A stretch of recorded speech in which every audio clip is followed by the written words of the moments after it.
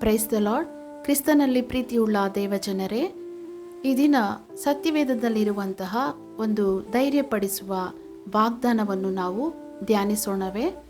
ನೀನು ಇನ್ನು ಮೇಲೆ ಗಂಡ ಬಿಟ್ಟವಳು ಎನಿಸಿಕೊಳ್ಳೆ, ನಿನ್ನ ಸೀಮೆಗೆ ಬಂಜೆ ಎಂಬ ಹೆಸರು ಇನ್ನಿರದು. ನೀನು ಎನ್ನುಲ್ಲಾಸಿನಿ ಎನಿಸಿಕೊಳ್ಳುವಿ, ನಿನ್ನ ಸೀಮೆಗೆ ವಿವಾಹಿತೆ ಎಂಬ ಹೆಸರಾಗುವುದು. ಏಕೆಂದರೆ ಯೆಹೋವನು ನಿನ್ನಲ್ಲಿ ಉಲ್ಲಾಸಗೊಳ್ಳುತ್ತಾನೆ, ನಿನ್ನ ಸೀಮೆಗೆ ವಿವಾಹವಾಗುವುದು.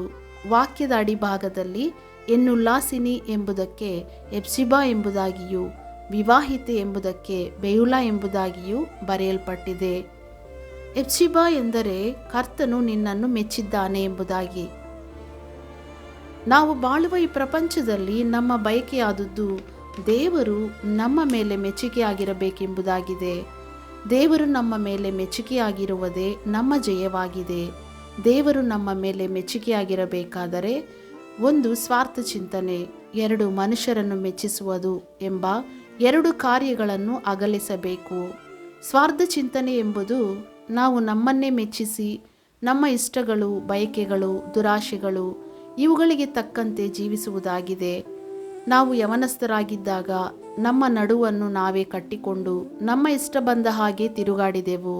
ಆದರೆ ನಾವು ಮುದುಕರಾಗುವಾಗ ಮತ್ತೊಬ್ಬರು ನಮ್ಮ ನಡುವನ್ನು ಕಟ್ಟಿ ತಮಗೆ ಇಷ್ಟವಿಲ್ಲದ ಕಡೆಗೆ ಕರಕೊಂಡು ಹೋಗುವರು.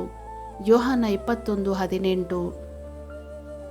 ಇದು ಸಂಪೂರ್ಣವಾಗಿ ದೇವರಿಗೆ ಮೆಚ್ಚುಗೆಯಾಗಿ ಜೀವಿಸುವುದನ್ನು, ದೇವರು ನಮ್ಮ ಮೇಲೆ ಮೆಚ್ಚುಗೆಯಾಗಿರುವುದನ್ನು ಸೂಚಿಸುತ್ತದೆ. ಇದು ಸಂಪೂರ್ಣವಾಗಿ ದೇವರಿಗೆ ಸಮರ್ಪಿಸುವ ಜೀವಿತವಾಗಿದೆ. ಅದು ಮಾತ್ರವಲ್ಲ ಪ್ರಿಯರೇ, ಮನುಷ್ಯರನ್ನು ಮೆಚ್ಚಿಸುವುದು ಸಹ ನಮ್ಮ ಜೀವಿತದಿಂದ ತೆಗೆದುಹಾಕಲ್ಪಡಬೇಕು. ಅಪೊಸ್ತಲನಾದ ಪೌಲನು ಗಲಾತ್ಯದವರಿಗೆ ಬರೆಯುವಾಗ, ನಾನೀಗ ಯಾರನ್ನು ಒಲಿಸಿಕೊಳ್ಳುತ್ತಾ ಇದ್ದೇನೆ, ಮನುಷ್ಯರನ್ನೋ ದೇವರನ್ನೋ? ನಾನು ಮನುಷ್ಯರನ್ನು ಮೆಚ್ಚಿಸುವುದಕ್ಕೆ ಪ್ರಯತ್ನಿಸುತ್ತಾ ಇದ್ದೇನೋ? ಇನ್ನು ಮನುಷ್ಯರನ್ನು ಮೆಚ್ಚಿಸುವವನಾಗಿದ್ದರೆ ನಾನು ಕ್ರಿಸ್ತನ ದಾಸನಲ್ಲ. ಗಲಾತ್ಯ 1:10 ಎಂದು ಹೇಳುತ್ತಾನೆ. ಮನುಷ್ಯರನ್ನು ಮೆಚ್ಚಿಸುವವರು ಮಾಡುವ ಪ್ರಕಾರ ತೋರಿಕೆಗೆ ಮಾತ್ರ ಸೇವೆ ಮಾಡಬಾರದು ಪ್ರಿಯರೇ. ಎಫೆಸ 6:6. ದೇವರಿಗೆ ಮೆಚ್ಚುಗೆಯಾಗಿ ಜೀವಿಸುವಾಗ ದೇವರು ನಮ್ಮನ್ನು ಮೆಚ್ಚುತ್ತಾನೆ.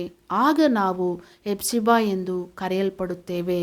ಅಂತಹ ಒಳ್ಳೆಯ ಹೆಸರನ್ನು ಪಡೆದು ನಾವು ಕರ್ತನನ್ನು ಮಹಿಮೆ ಪಡಿಸೋಣ. God bless you.